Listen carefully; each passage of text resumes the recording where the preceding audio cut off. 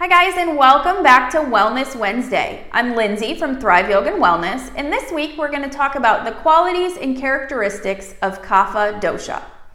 So Kapha dosha is made up of earth and water elements, and its particular function in the body is associated with protection and also helping create our immunity. So people who have a dominant Kapha dosha don't tend to get sick very often and have pretty strong immunity.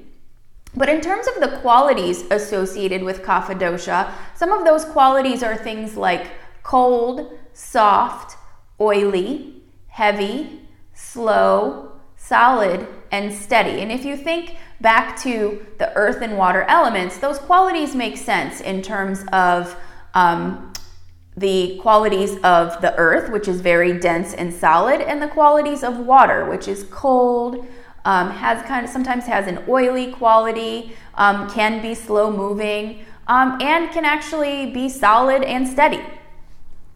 So in terms of how these qualities translate to physical and mental characteristics for a Kapha dosha person, Kapha dosha people tend to have larger frames where they gain weight easily. And if they gain weight, they typically do it all over the body. So there isn't a particular area that the weight collects. They tend to be just larger framed overall. And if they try to lose weight, sometimes they have difficulty doing so.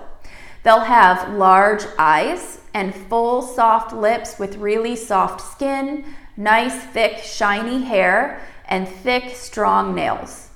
As I mentioned, Kapha people don't get sick very often because they have strong immunity, but they do have some things that they can be prone to, which we'll talk about in just a moment. So mentally, Kapha types are very loyal, steady, and stable, and they love routine and regularity. When their Kapha dosha gets out of balance, they can actually become even more resistant to change than they normally would be, and they can become clingy to certain things or people, creating attachments to people and things. And even in terms of the fact that they really love routine, they can sort of start to get stuck in a rut, and then that rut feeling can sometimes lead to feelings of depression and things like that.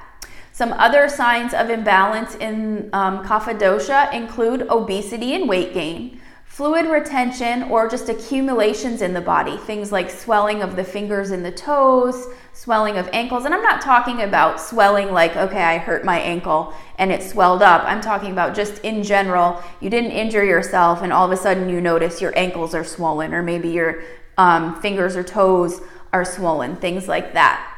Other accumulations, things like fatty tumors. So not cancerous tumors, but benign fatty tumors can be associated with an imbalance in Kapha dosha. And also allergies in the respiratory system and congestion in the respiratory system. Those are some early signs of imbalance in Kapha dosha.